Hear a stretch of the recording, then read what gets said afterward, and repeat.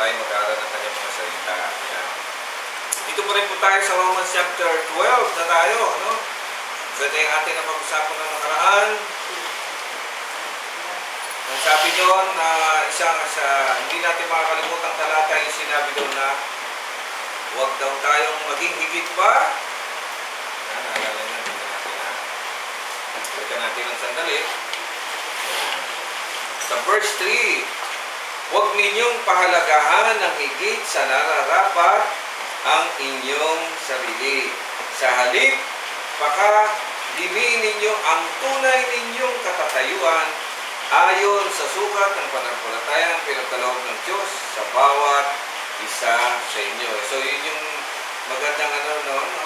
Ang paghahandog sa Panginoong Diyos ay it does not concern kung meron ka, matalino ka, o anong katangian ang nasa sayo.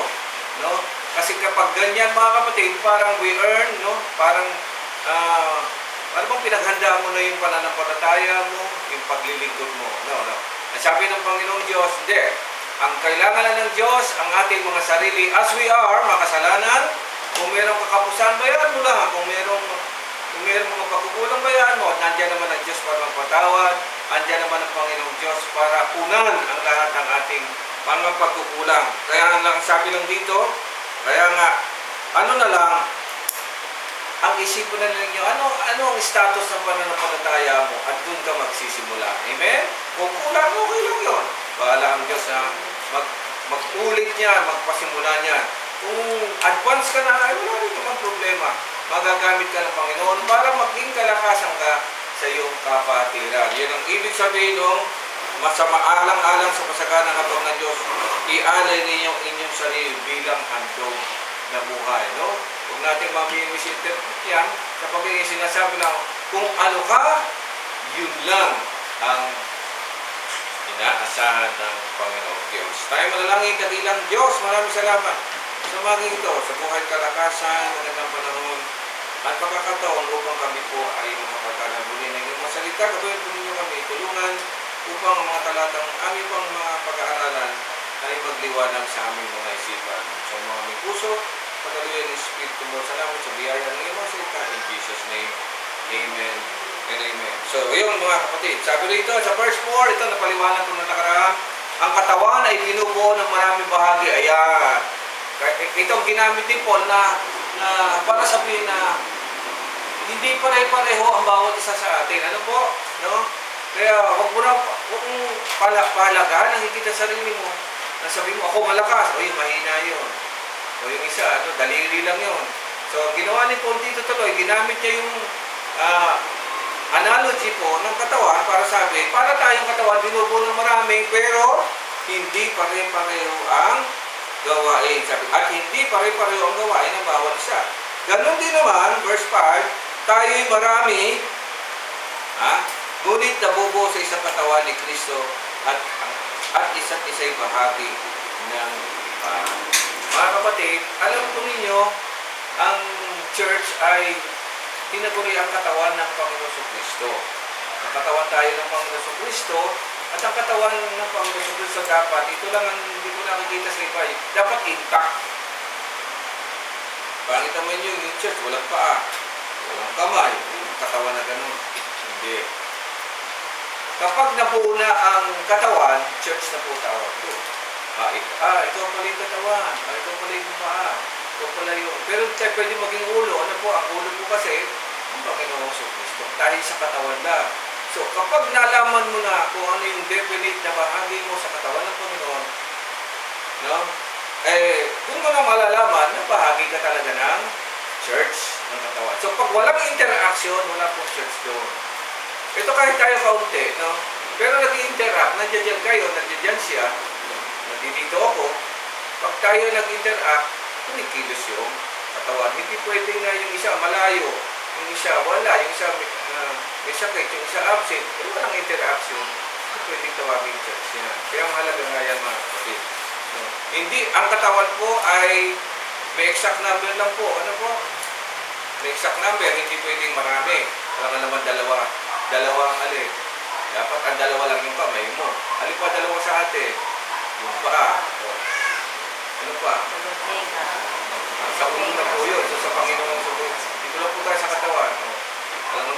tiyan mo, mahirap yun.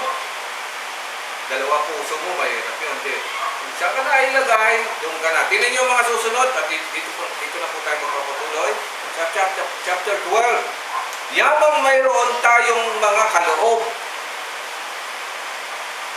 na, ito ang tingnan nyo magkakaiba. Kaloob na ano? Kaya ba sa English din? Pagkabasa mo niya. Having then gifts differing according to Gifts differing. Magkakaiba tayo ng kaloob. Nakita nyo? Ang analogy o pagkalintulad ay katulad sa katawan. Ulitin ko. Amen? Sa katawan, iba-iba yan ng bahagi, iba't iba ng ginagawa. Kailangan po natin yan. Ganun din daw sa atin, bagamat tayo po ay pare-parehong mananampalataya, meron tayong makaloob na magkakaiba. Like for example, Sister Mystic, ikaw, ano palagay mo kaloob sa iyo ng Panginoong Diyos? May tanong naman ng paraan. Dapat naisip mo. Ano ba? Ano kaloob? Ha? Ha? O sa ngayon, nasa music ka. Ha? Music, ayan. Sa music. O. Ayan. Si Tato, cameraman. Cameraman siya ngayon. Di ba? Hindi pwedeng wala rin siya. Di ba? Wala. Sister, Ante. O. Ha? Prayer. Yan. Palagi siya ng prepare. Tapos nag-prepare dito ng mga ano. Kahit, anong bagay? Sa ngayon, kumanta si Kai. At sila ni Mami. Sister, ano? Ano po ang isa palagay niyo ang kaloob sa inyo? Prayer. Ayan. Sister Rica. Ayan. Teacher ito. So, malaki ang pakam-puti. Ikaw, Teng. Ayan nga, drummer. Yung isang hinahanap mo palagi. Maalam na. Pero, may gift siya, may kaloob siya. So, hindi nawawala yung so, makikita nyo na at least gumraduate, diba? May mga issues patungkol to, pero wala tayong pakialam doon eh. Yung pinakikialaman natin, yung nagawa ng isa, nung siya ay namubuhay para sa Panginoon Diyos. Amen? Mas magandang alalahanin yun. Diyan mo mayroon tayong kaloob na magkakaiba. At sino nagbigay ayon sa kakandahang loob ng Diyos sa atin? Yan, bigay po ng Panginoon Diyos yan. Ito, hindi mo pwedeng maliitin yung isang mong kapatiran, yan ang ginagawa mo rito. Hindi naman pwede sabihin, malaki ang contribution ko rito sa church. Hindi mo pwede yun eh. Masama po yun. So kung may narinig tayo gano'n, sabihin natin, siyempre po, hindi dapat yan. Kasi kung wala yung daliri, yun na ano ko eh. Kahulugan ka, mailigan niya ng labas niya. Wala din. So sabi nga natin, tawag natin dito, hindi liit, pero ito ay may malaking bahagi dito. Subukan niya wala niya, mahirap na. Kahit ano dyan ang mawala, hindi po pwede. Amen po? So, napakasimple naman yan. Pero yung iba, ibang pagtingin, sobrang nilang pagtingin. Ulitin ko yung sinabi sa verse 3, huwag ninyong pahalagahan ng higit sa nararapat ang inyong mga sarili. Na, ang una tatamaan nito ako. Ito kasi sakit ng pastor. Ang sakit ng pastor, pag pastor siya, ang pastor ba pinakamataas sa katawan ng Panginoon sa Kristo? Hindi pwede. Kasi ang pastor, hindi po siya head. Ang pinakamataas sa katawan natin, head. Hindi na po na lahat tayo, katawan, nandito lang tayo sa ibaba ng head. Ang pastor ay bahagi rin ng katawan. Tandaan yan, hindi po siya, sasabihin mo, with authority? I don't think so, mga kapatid. Binigyan lang siya ng responsibility. Mas maganda gamitin yung salitang responsibilidad kaysa sa authority. Pero nakikita natin ngayon, hindi, sinabi ni pastor yan, ito gusto ni pastor. Huwag kayo kukontra sa gusto ni pastor. Hindi tama yung gano'n. Sa akin po, pananaw yan. Hindi po Diyos yan. Hindi po yan. Yan po ay lingkod. Actually, sa tutulad, ang pastor ang may pinakamababang lugar. Amen? Kasi siya po yung tagapangalaga. Alin ba mas mataas? Yung inaalagaan o yung tagapangalaga? Siyempre yung inaalagaan kung tutusin. Pero nakakabaliktad na rin. No? Sa panahon yan. So, makikita ninyo dyan na may konting mga dapat iayos. Pero ayon sa Biblia mga kapatid, ito na mahalaga na walang mas mataas sa bawat isa sa atin. Dahil katawan tayo, bilang tayo, ang mataas yung ulo. Walang iba kundi ang Panginoon sa Kristo. Amen? Siya lang po ang dapat bigyan ng papuri. Sabi rito. Ito, isa-isa na. Magkakaiba ayon sa kagandahang loob ng Diyos sa atin. Gamitin natin yan, ang mga kaloob niya. Gamitin natin ang mga kaloob niya. Kasi pag ginagamit mo yan, ibig sabihin, buhay yan.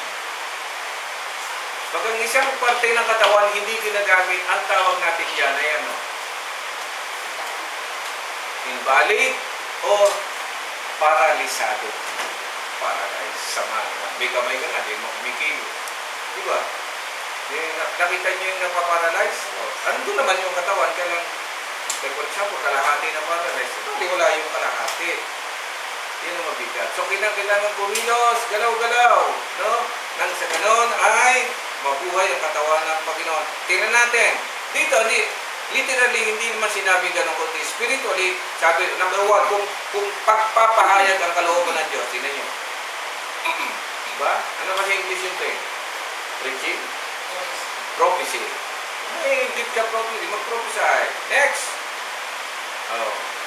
Ipahayag natin ito ayon sa sukat ng ating pananampalataya. Oh, ito mabigat ha.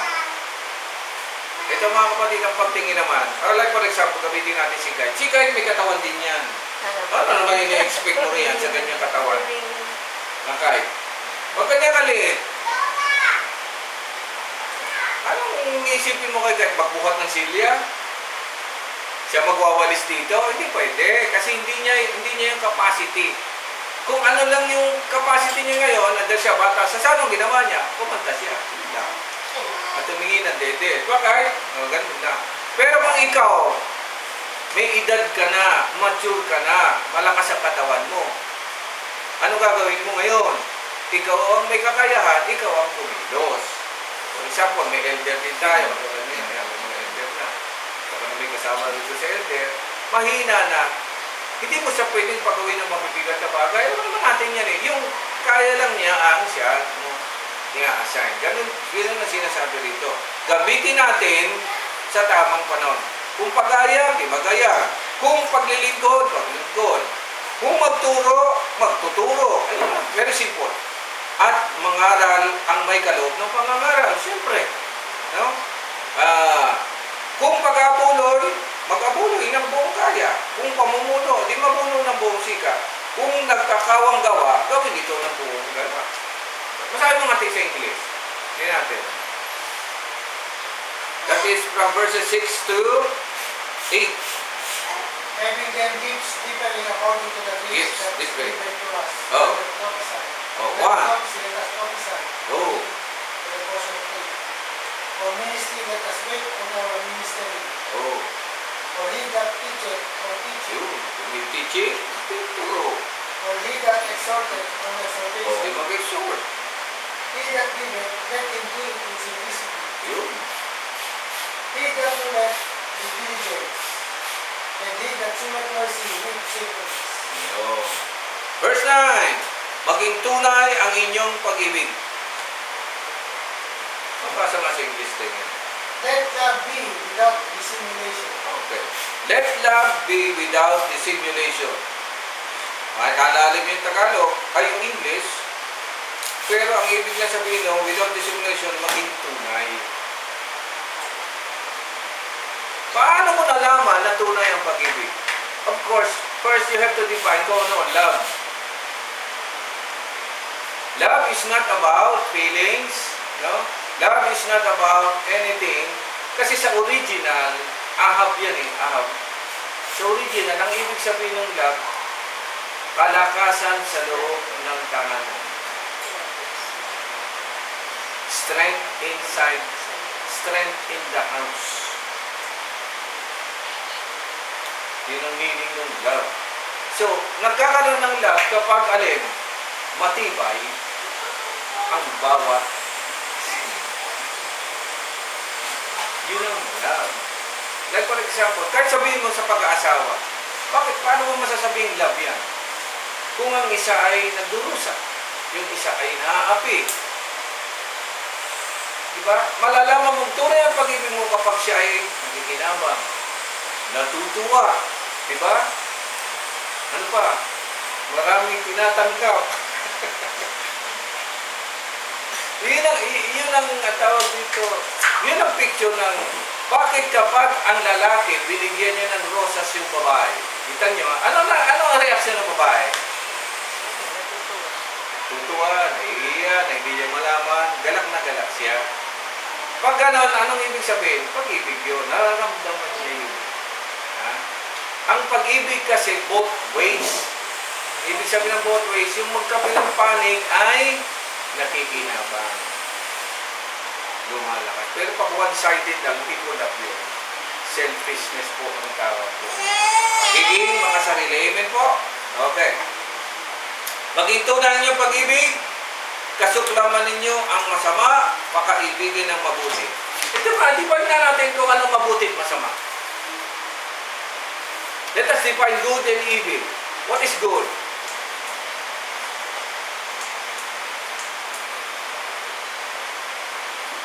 Paano mo ma-define yung good at yung evil?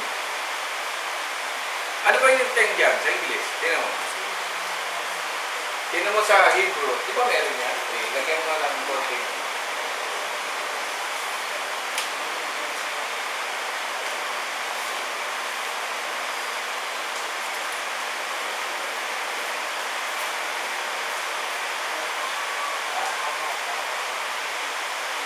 Good and evil. Mabuti at masama.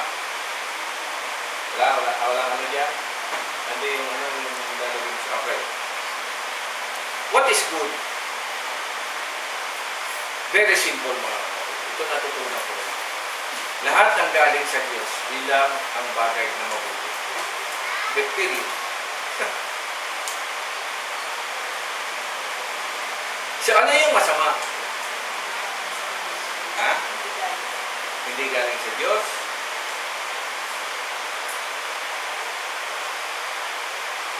Medyo questionable yun.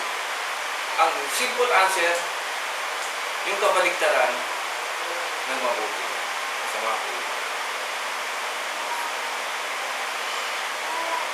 Ito yung sinasabi ko, sa salita ng Diyos, there is always an opposite.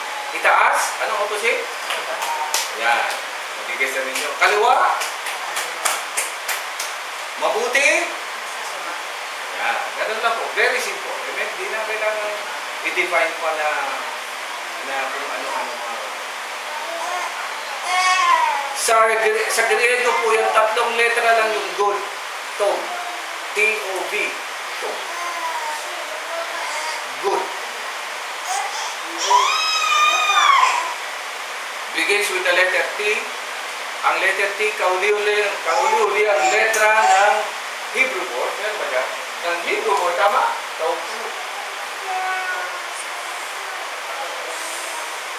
Ha? Good is tov, no? Evil is ra. Ra yan, ra. Ra. R-A. Tingnan mo. Magkaroon tayo ng definition. Ano yung letter T? The last letter ng Hebrew alphabet. Ay pag last letter, anong ibig sabihin na?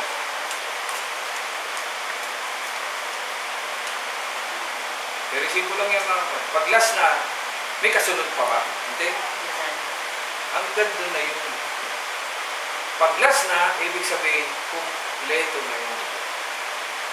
Bigyan ko kayo ng example. Ang sabi ng Panginoon, I am the first and I am the last.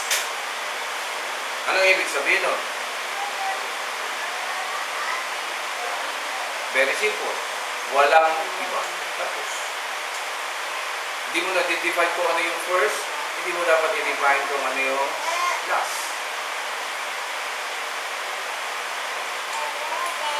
Pero pag dinefine mo yung good and evil, anong ibig sabihin nun?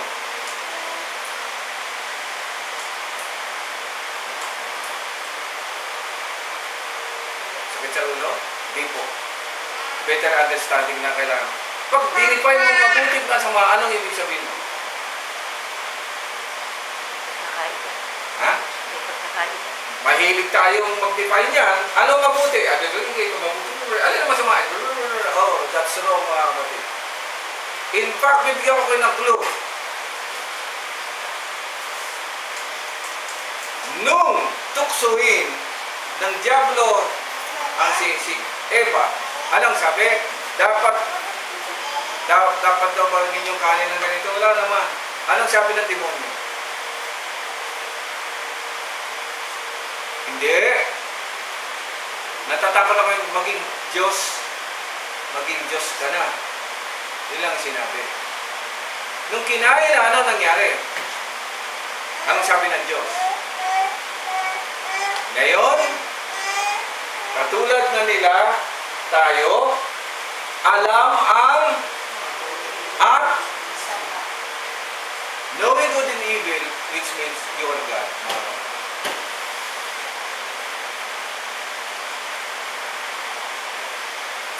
Medyo mabigat ang dating. Bakit? Ano nung ba dapat ang iniisip ng isang katulad natin? Good na.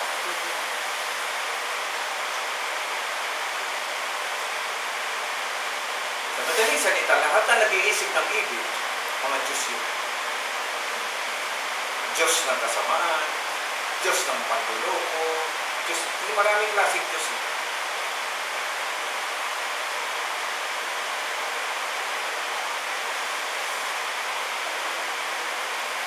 Hindi ka Diyos. Ikaw ay, tinanong ko kayo, hindi ka creator. Ikaw ay created being life. Huwag kang lumampas doon sa dapat. Itong sinasabi rito mga kapatid, sabi rito, maging tunay ang inyong pag-ibig because when you have love, when you have the strength of the Lord sa sarili mo, kasok naman ninyo ang masama. Pakaibigin ninyo ang mabuti. That's the meaning nun mga kapatid. Walang puwang sa puso ng kahit na sino ang masama. Kung talaga sa Diyos ka, you should never know evil. Kasi ang good and evil, sa Diyos lang po yun. Siya nakakalam.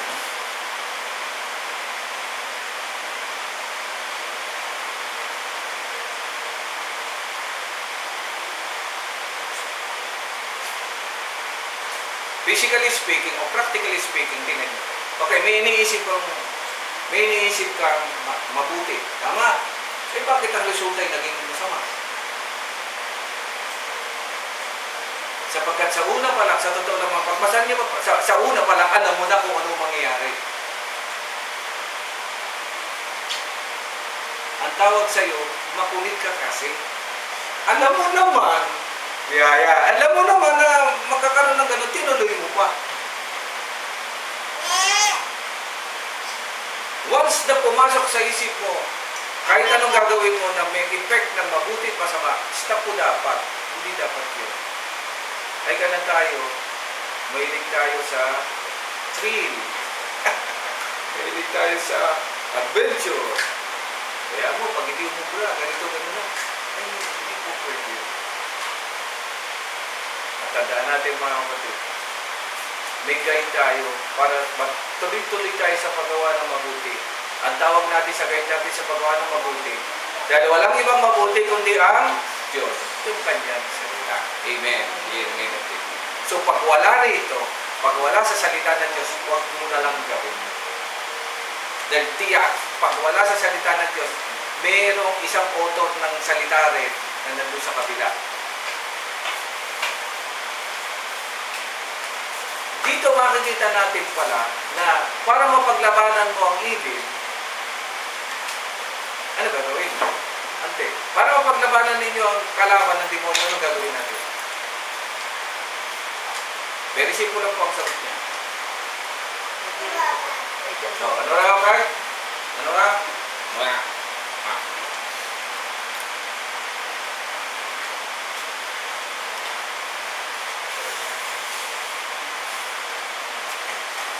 Okay. Talas-talas na rin lang. Ano gagawin mo? Tama. Huwag mo siyang pakikinggan.